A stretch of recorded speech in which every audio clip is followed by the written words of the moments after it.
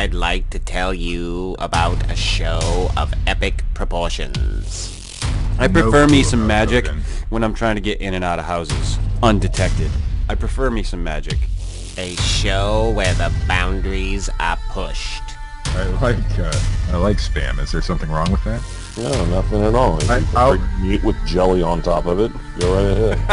I'd like to tell you about that show, but that is not this show. This show is the Fortean Slip, with host Chris York. I have a tendency to go to dark places with my humor. It is what it is. It's not going to change anytime soon. Co-host Steve Alcorn. It was so earth-shaking and mind-blowing that even John Teeter in the future knows about it. And reoccurring, ever-present special guest, Matt Knapp. Yeah, somebody should have put out like a giant bug zapper and just ended that whole Mothman debacle. A show that lacks taste, a filter, and listeners. Are you listening? Are you like hearing the fucking fart? Yeah. You're not just smelling it, you're hearing Not the shit. just smelling. Audible as well. That would be something else. Whoa. But You I have do. parts that you can't tell if it was you or not. Well, yeah, because What you are about to hear may be offensive, but we don't really give a fuck.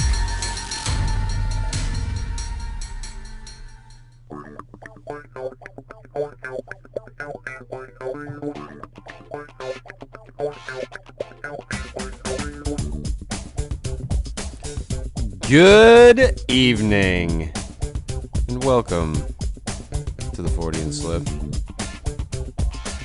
This is episode 33. Trace.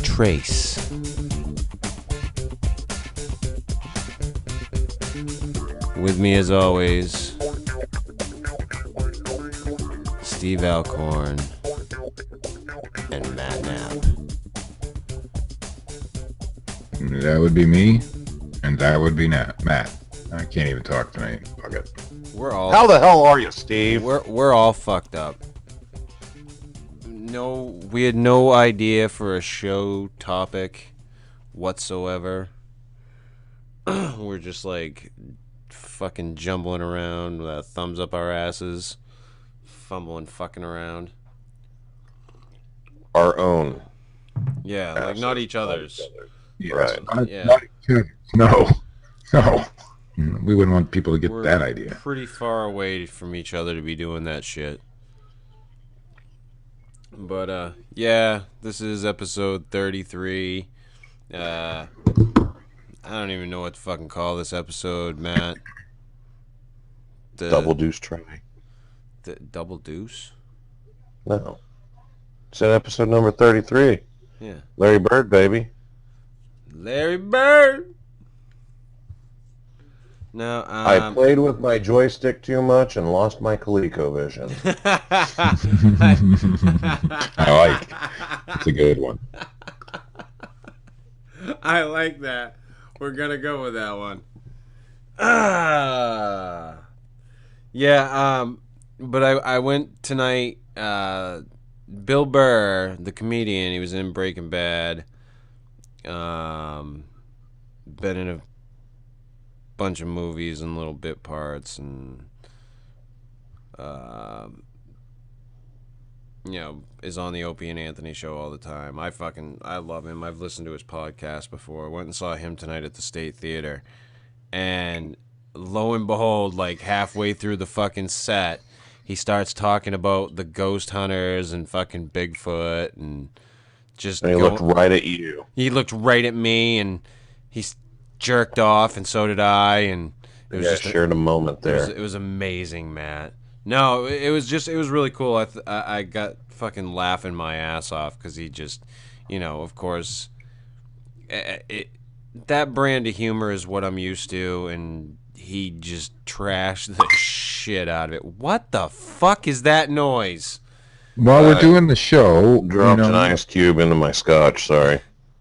Well, no, it's actually me. Oh. And Well, here's the thing. You said the show was about nothing, so I'm doing research. I'm looking at my Facebook while we're doing the show, and I got a message. That's great. I turned my Facebook off. Oh, is that what I was supposed to do? Said you're gonna fucking fuck off. So am I. How did you change his voice like that? I had no idea. You all right, Chris? You sound like you got a Brenner. Yeah. Oh, I'm fucking fine. Anywho, yeah. So, what was it? I played with. He's fucking Walter Cronkite over there. I played with my fucking joystick and my ColecoVision. But yeah, we were talking about the whole ET video game, fucking Unearth landfill. Where is it is it in New Mexico? Yeah, it's down in New Mexico where all video games, a time capsule of shitty games. It's where all video games go to die. New Mexico. That game was a piece of shit. It was a piece of shit. I was talking before because most times when we do these podcasts, we do like fucking 2 podcasts because we'll sit for a half an hour and jibber jabber between the fucking 3 of us. So, and we might as well fucking just hit record then and splice it all together. So here's what I want to know. But hold on. Is it only? I was fucking finishing a point and I needed to take a drink. God damn it! Well, you stopped. Yeah, Usually to take when somebody a drink. Stops, that means they're done. So you're not holding the conch, Steve. Yeah, hold on. Fucking Daddy's got you. I got you. Don't worry. Just say the key word. We were talking about the Raiders of the Lost Ark game, which I thought of all the games that I had as far as adventure games on my Atari was the coolest fucking one. Like you had to, jump just right to get to the fucking spot, and you had to put the fucking staff in the spot and see the fucking dot on the building where you had to go, and that one, as simple as it was at the time, was very, I don't know, I guess it was engrossing for that style of game. And Steve, you said you liked fucking Pitfall, which was a cool game in its own right. Yeah, I mean, it was basic and simple. I mean, there was not much to it. Sometimes it was hard to catch the vine and shit, but yeah, that was my favorite Atari game. I don't really like talking about Atari games. No. I had a bad experience with Atari. My stepfather flicked. Please Stepfather, dude. This is a story I have to share. Like, I got an Atari. Like, I wanted an Atari so bad. Everybody had an Atari. I didn't have one. My parents got me one for Christmas, and they fucking hid it and didn't. Like, I opened all my presents that were under the tree, and then it was hidden underneath like a chair, and then they pulled it out like afterwards. I was sitting around like going, "What the fuck?" Because I thought I had gotten it, but whatever. So my stepfather, fucking Ralphie over there. Yeah, pretty much. So my stepfather gets on the fucking thing to play Pac-Man, and he gets so engrossed with it, he gets pissed off, and he smoked at the time. And this was back when fucking parents would just smoke around kids and like blow fucking cigarette smoke in their face and be like, put them out on your arms. Yeah, I mean, it was fucking, you know how it used to be. Yeah. Well, what do you mean used to? I know a lot of people who still do that. Yeah, well, some people are fucking idiots. Anyway, right. So he's sitting there and he gets so pissed off at the fucking Pac-Man video game that he flicks his lit cigarette at the fucking TV. I remember those days. Yeah, and I mean, Pac-Man was one of those games where once you knew the pattern to it, and you could follow that pattern and adjust to the speed, it was, you could sit there and just play that game forever. Because I would. I'd just sit there and do the pattern. Once my cousin taught me the fucking pattern. I can't remember it, but I remember kind of how it went. You had to go down and do the bottom part first. My Atari experience was a little bit different than most. I too wanted an Atari because everybody else had one. And then Matt had one shoved up his ass, and it forever ruined Atari. No. Eventually, I did get one. Unfortunately, I got the Atari 5200. Ever heard of it? Oh, Yeah. yes, I have. That big hunk of shit. It was the least popular model out of all the Ataris. Right. And it didn't last very long. So there was like literally a handful of games that you could play on it. Mm-hmm. And then it was all discontinued. So like it was the mad search for video games. And I think I probably amassed a collection of maybe 5 games, 3 of which I could actually play. Because they had these little piece of shit things. The joystick was all huge and had a fucking tin key on it. And then you had these little plastic slip covers that would come with the game that went over the number pad. Right. And then you could like see what the buttons did. It was really weird. But one thing about that system is I did have Joust. And I absolutely mastered Joust. I forgot about Joust. Joust is a fucking great game. Joust was cool. I remember got up to like level 100 and something, deep into over 100, and I'm sure there's assholes out there that are like, oh, I rolled it over and everything else, but whatever, fuck you. For me, it was a major accomplishment. Right. That and the original Mario Brothers. Do you guys remember that one? I never No. played the original Mario Brothers, but I know of what you speak. Yes, the original Donkey Mario Kong I Brothers. played. It was set up like Donkey Kong, Yes. except you were Mario, and the turtles would fall down and come across the different levels. And you could go underneath their level and jump up and bump them and then go up and kick them off the level. And in the middle of the screen, they had a POW. It just said POW. It was like a block that said POW. Pow! And whenever you hit POW, it knocked everything over that was on the ground. Oh, you know what? I think I did play that one. That And sounds it was the original Mario Brothers before they became Super. My Atari experience is very simple. We didn't have a lot of money, so by the time I got my first Atari wasn't making Ataris anymore. I think 1990 or something. Well, the It was Atari pretty game, late. the Atari games were very simple. Almost everything was blocky.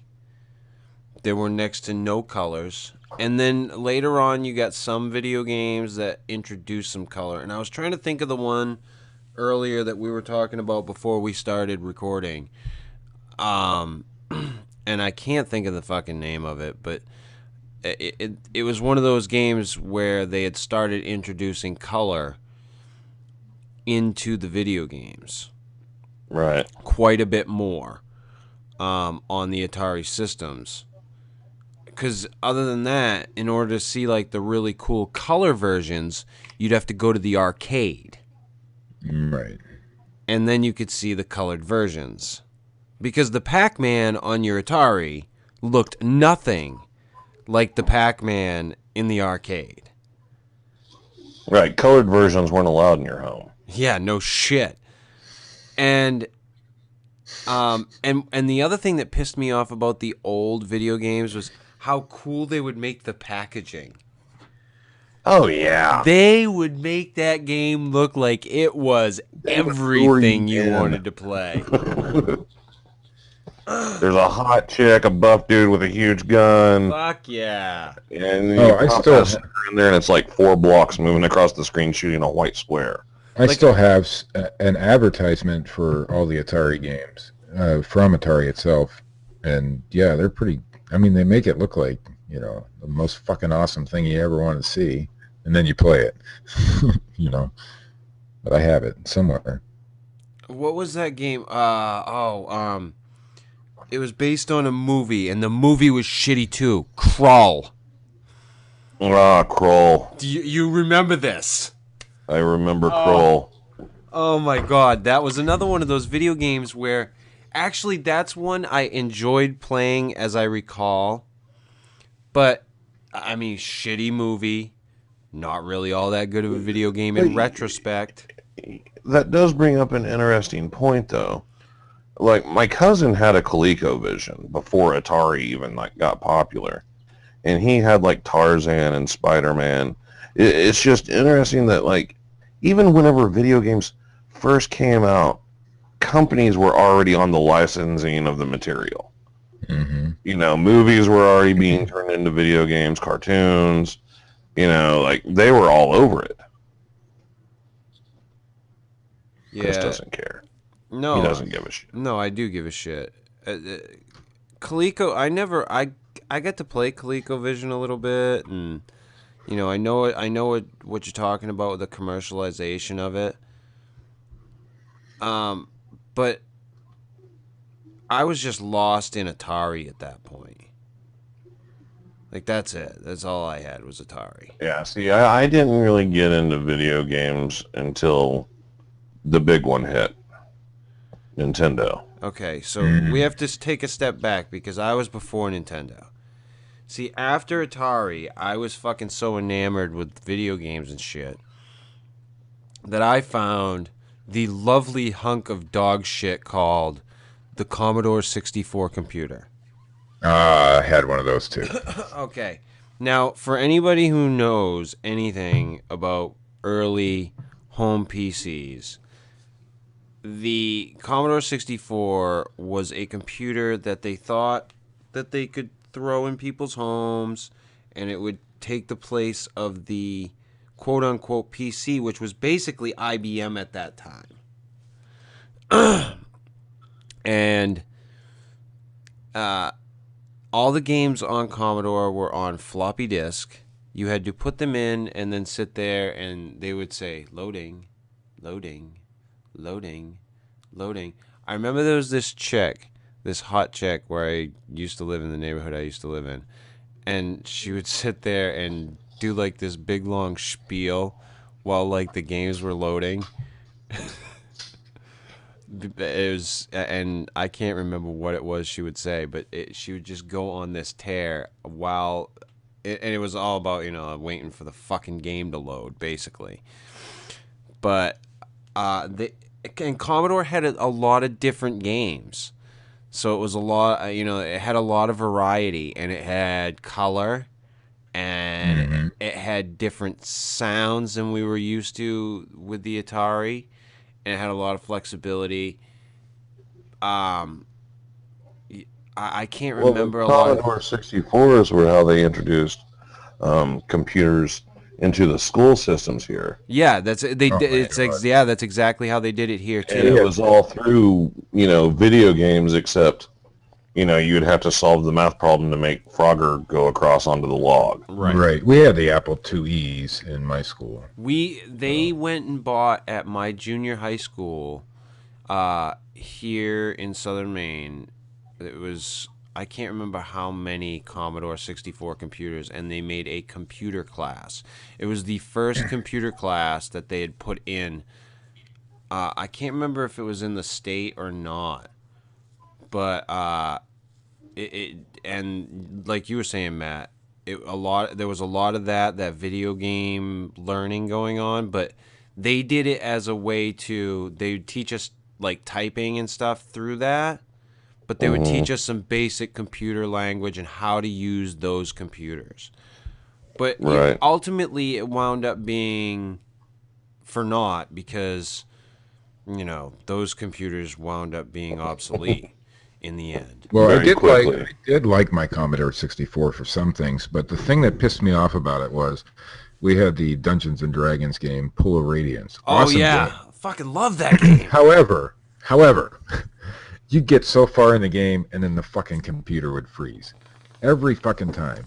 So, and then you'd get a little farther, and then because, you know, what kind of memory did they have? 1K or something back then? Not much.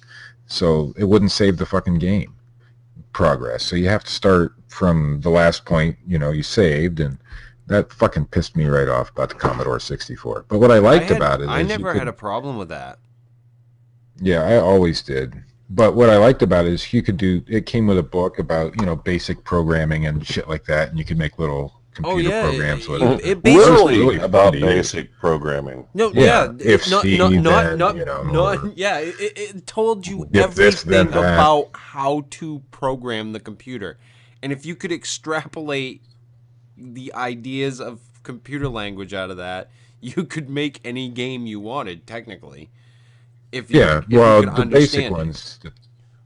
I didn't really understand the computer language. I got a little bit out of it, but you know, in the book they had a bunch of different things you could do. And I I, like remember a one lot of of them. other assholes, subscribed to a Commodore 64 magazine and would get fucking the programs in there and type the whole fucking thing in just to watch like a ball bounce around the fucking screen Or at the Mr. end. Did you do Mr. Bojangles? That was my favorite one because No, he danced. I did. He moved and The danced. best one that I did was there was one they put out for Halloween where it would show it did the entire graphic of a person's face on the screen, and then it changed him into a werewolf. It was basic. Sweet. It was basic fucking art at that time on the computer.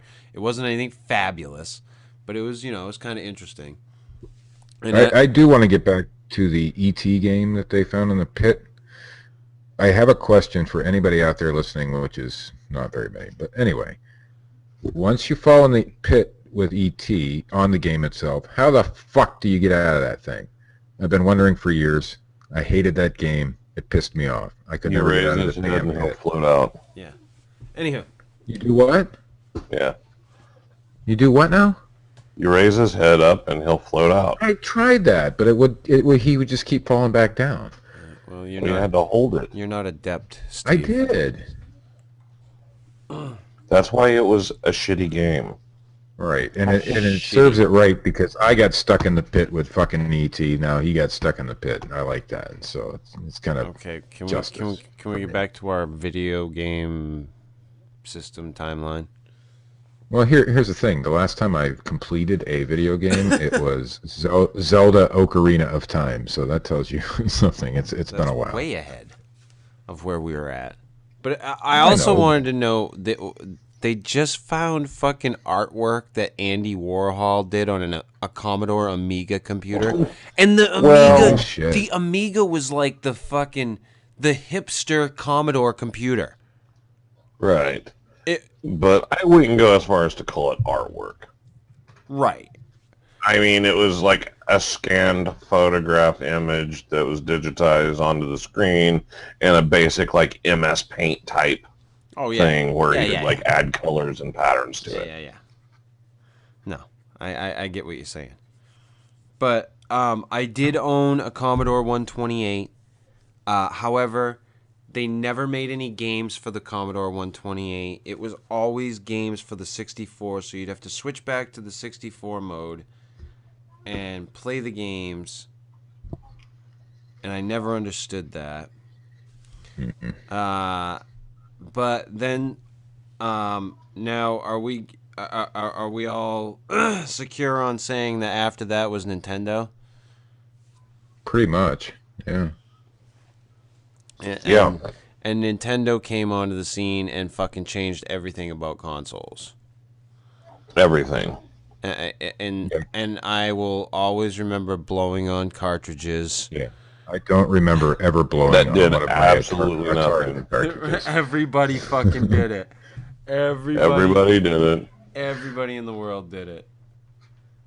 You fucking Or where it would reach the point where you had to like put the game in, press it down, and wedge something in there. Yeah. yeah. The only game I liked on the Nintendo system was like the Super Mario Brothers and shit like that. I didn't really care for much of the. Super Mario, Excite Bike, and Mario 3. I was like I remember those. this was like probably a couple of years after Nintendo had come out. Like they came out and then they came out with like the robot. Do you remember the robot? Oh yeah. Oh yeah. You know, like my buddy down the street had that version. Well, my great grandparents raised me, and at the time they were just like, that's too much. We're not spending that much money. Blah blah blah. So I had to wait a couple of years. But even then, the system was impossible to find. Like, they were selling out wherever they stocked them. And they actually had to drive like an hour out of town to a Walmart that had Nintendo Entertainment Systems in stock to get me one. Wow. And they got me the system, and then my aunt and uncle gave me enough money to get an additional video game. You know, I got the one that came with Mario Brothers / Duck Hunt. Yep. You know, so I had the light gun and everything. Yep. But I went to Target, and I bought the game Wizards and Warriors. Now, this was an amazing game. Yep. Okay, like, absolutely hands down, amazing game for its time. But that first day of owning a Nintendo and having that game, I played that game to the point that whenever I went to bed that night, I couldn't get the images out of my head. Oh, yeah. And I eventually vomited. I got sick the first day that I ever owned a video game from playing it too much. That's funny. I mean, that's hardcore right there. That's fucking funny. The Nintendo, I never really owned one. I knew a bunch of different people that did. And I had cousins that did. And I was always over to my cousin's house. So I was always playing Nintendo. Wait, you didn't own a Nintendo? I never owned a Nintendo. We're talking the original Nintendo system. Talking the original Nintendo Entertainment System, yeah. I never owned one. Wow. I had friends growing up. A friend that was in the same grade with me, and we hung out all the time. Like, I'd go to their camp in the summer times and all that, and they had one, and my cousin had one. So I always had access to one. And then later on, when I got into high school, I got what I would consider the two systems. And I say both systems because I think they both were good for what they had. They both had their good games, and that was the Genesis, the Sega Genesis, and the Super Nintendo. Oh, the Sega Genesis was amazing. The Sega Genesis was amazing, but the Super Nintendo had some good games too. I played the hell out of Sonic. And we won't even talk about the Sega Master System. And anybody who wants to have issue with that can tug on my bag. And we're not going to talk about Neo Geo. No. We're not going to talk about Dreamcast. We're not going to talk about the Saturn. No. And this is where it stops. Because as far as I'm concerned, we're talking about cartridge games. And I don't consider the Nintendo 64 to be part of the cartridge game systems. It was a cartridge game system. Yeah, it was, but... It had a couple of... I had a 64. I love the 64. All right. It had the weird handle that looked like a spaceship. So the controller. But the Genesis was the one. The Genesis and the Super Nintendo were the ones that did it for me because they allowed. Once you had those systems out there, you had the simulation games, which I really enjoyed. I was like, once I saw SimCity, because I had played SimCity on the original game on the Commodore. And that game on the Commodore 64 was nothing more than blocks and lines, and that was it. And the blocks, which now they've gone back to with Minecraft. Yeah, no shit, right? But not really. Yeah, it's a little more advanced. Right. But the blocks are 3D now. But that it allowed for being able to play simulation games on the console systems as well. And they had like Sim Earth, and then games like Populous and stuff like that. And I was all in, all fucking in. I never got it. I never got into any of the sim games. I played them, but not. My kids liked them. Yeah, like Roller Coaster Tycoon. My boy loved that game, but that was later. That was a computer game. So. Yeah, I never got into. I had on the original. On the old Atari 5200 system, one of the games I was able to find was a space shuttle simulation. Oh yeah, no shit. and that game was freaking impossible. I never figured out what you were supposed to do. It was like you blast off and then you're in space and you have a mission and then you come back down. And I could make it to the landing, but I always failed at landing the space shuttle. All right, here's one for you. You're talking about Atari systems that are shit, and that there wasn't much for. I had a friend who had an Atari computer. And What? yeah, Atari put out a computer. There was a such thing. Huh? There was a such thing. You're right. There was a computer, and he had games on one of the games he had on there was like a stock market game, so you could go on and you could play like you were on the stock market, and then he had a game that was a strategy game, much like Risk, but much more involved. Like you had to have resources and all kinds of other shit, which was very, very cool. But the crowning achievement of this fucking thing, which pissed us off to no end, was that there was a Dungeons and Dragons game for the Dragonlance trilogy. But it was just for the first book, I do believe.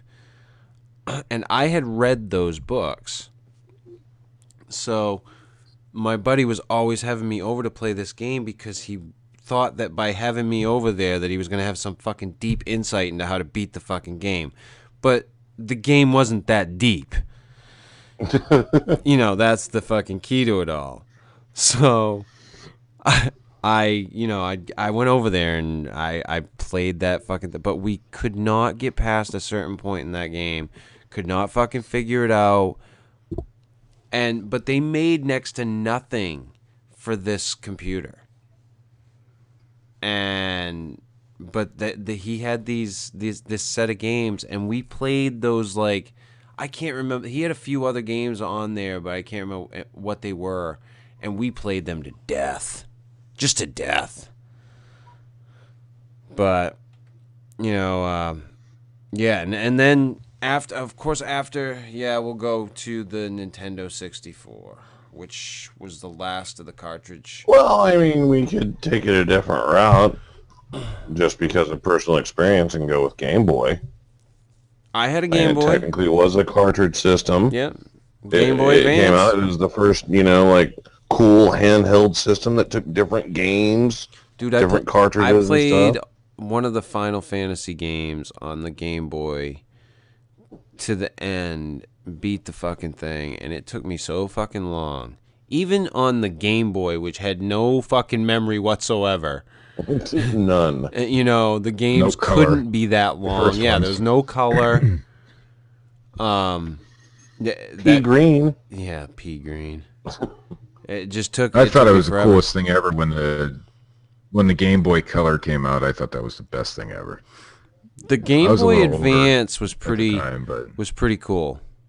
When that came out, the Game Boy Advance, that was pretty cool. My son loved his Advance. He got all the Pokemon games for it. Right. Gold, silver, blue, whatever, all those Pokemon games. Well, what I found, we played the hell out of those. What I found was interesting was when my son got his Nintendo DS. Like, they started re-releasing a lot of the games, the old games, in newer versions, like Mario Brothers, Super Mario Brothers.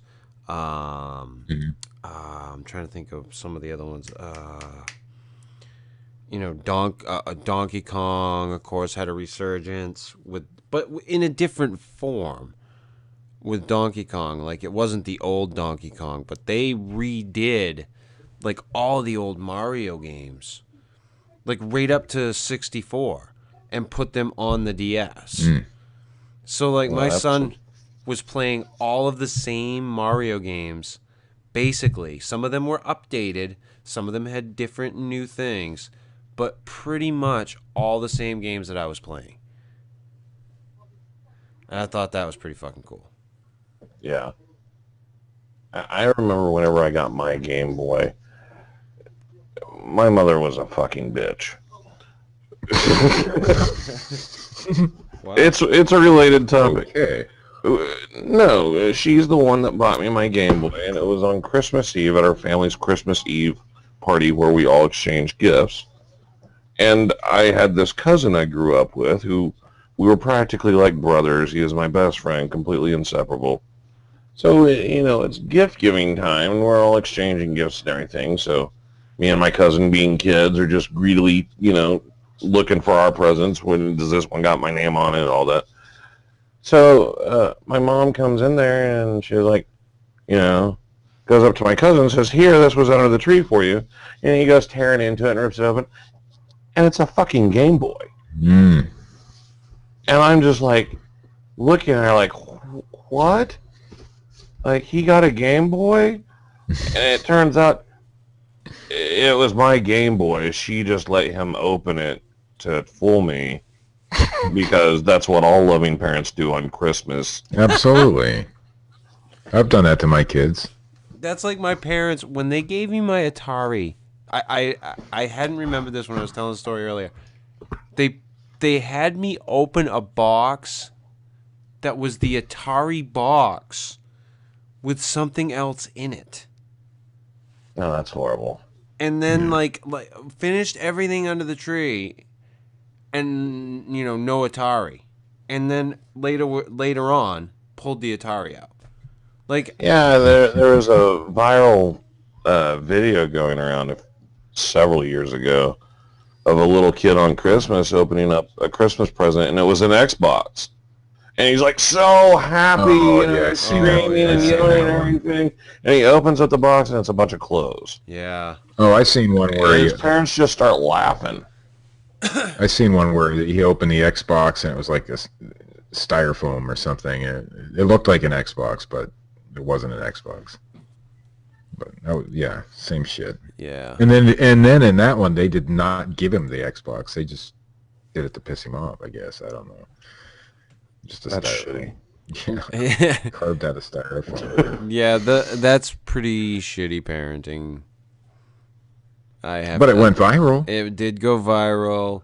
In a way, I guess it is kind of funny, but at the same time, it's like being a parent and knowing, like, I've seen my son, and I understand that it's probably, it's nothing and in the whole scheme of things, but there are sometimes things that get to him that I can't understand and I can't fathom, but I watch him just like, tear up or get all upset, and E.T. Mood killer. Yeah, mood killer. I fucking just killed the whole mood of the whole fucking show. Man.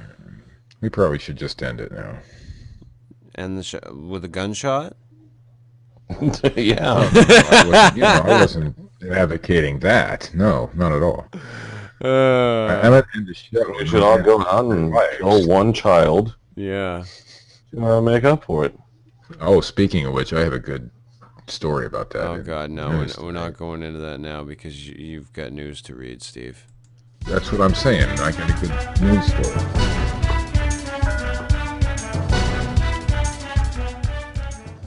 And from the dailymail.co.uk, a local businessman has become involved in a bitter dispute with his realtor after he claims he almost moved into a property built on top of a notorious child sex and murder den. Near Golan. People knew about it? And they just let it happen? Near Golan had placed his deposit down and was packed and ready to move to the seaside town of Seabrook near Houston when he discovered his home was built on the site locals call Murder Mansion.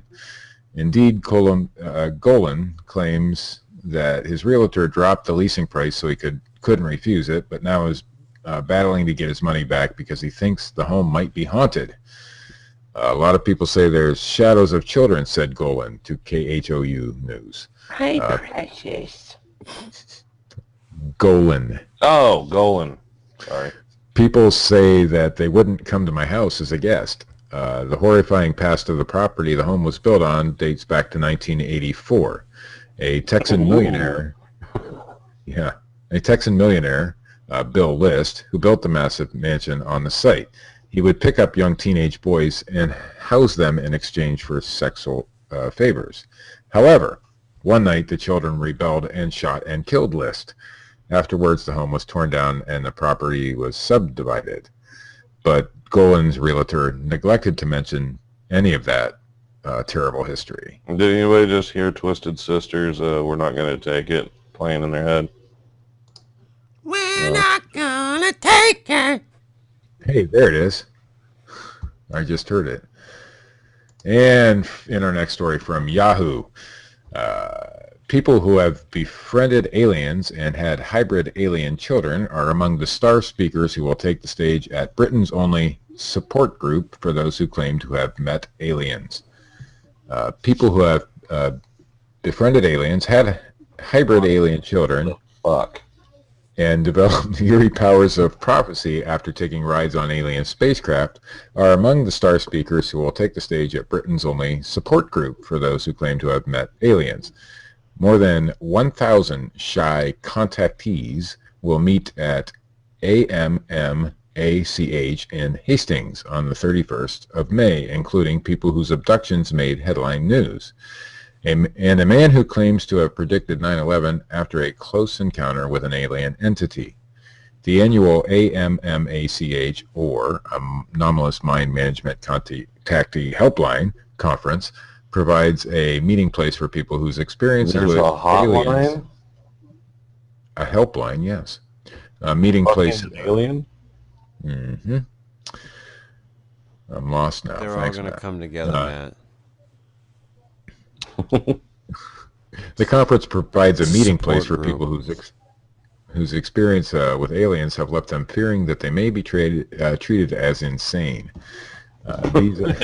No shit. These are not people suffering from delusions, says organizer Joanne Summerscales.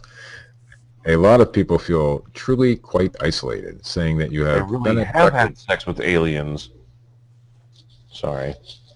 Saying that you have been abducted by aliens is something that is not socially okay. It's very hard to come forward. Some are traumatized. Some fear they'll be put on medication. But even if one of these stories is true, then this is the most important news story happening on Earth, she says. Why aren't the military reacting? People quote figures such as 1 to 3% of the population having had such experiences. That's millions of people. I have met hundreds of these people, says Summerscale.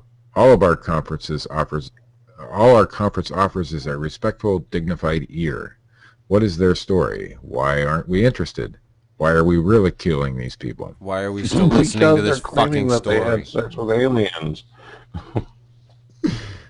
Why are we concerned that aliens have earthbound human sexual parts? The AMMACH gathering is one of Britain's most high-profile meeting places for abductees and contactees. Fucking Melba Ketchum do the DNA on the hybrids.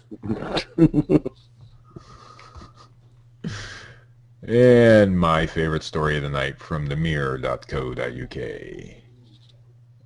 A U.S. cafe owner was stunned after seeing the face of Jesus appear in a pancake on Good Friday. Karen Hendrickson, who runs Cowgirl Cafe, said she prayed to God and asked him to watch over her business on Thursday, April 17th. Please bless these pancakes that I'm fixing to dine upon, God. The following morning, she was called over by staff to witness the breakfast treat's remarkable holy resemblance. She told CBS Local, "He's got a mustache and a beard, and it looks like he's got a receding hairline." He looks nothing I doubt like, that's how she said he it, looks Steve. nothing like a fucking Hebrew man would have looked like in that time. So I doubt she delivered it like Rodney Dangerfield. she saw fucking. He's got a fucking mustache and a goatee. She saw Willem Dafoe in The Last Temptation of Christ in her fucking pancakes. Employee Edgar Siha added, "I did see the face. To me, it's impressive because it was on Good Friday, and I don't really see that very often." Once every couple years or so, a pancake looks like Jesus. Although some diners can see Jesus, Karen claimed others who visit the cafe say it's Abraham Lincoln, a hillbilly, or even serial killer Charles Manson. But it's not the first time the Messiah has shown up in an unusual place. Two drinking plows believe peeling paint and dirt on a Chinese takeaways door looked like Jesus, and he was also said to have appeared in a crumpled sock. Sarah Crane, 38, was amazed when she went to collect her washing and realized she had the most holy pair of socks in the UK. She was so impressed by the clarity of the face that she even built a shrine to the sock. And told everyone at her alien sex support group about it. Other places Jesus has turned up include a frying pan and naan bread. Guess that's the end of the story. Did he fucking Yes. really? I have seen the image in a paper towel, and it looks very impressive. But I didn't see the sock. I want to see the shrine to the sock. But that's the news, fellas. And news it was. I'd like to apologize to everybody that listens tonight to this fucking train wreck. I thought it was a good show. Yeah, it was something. Yeah, phone.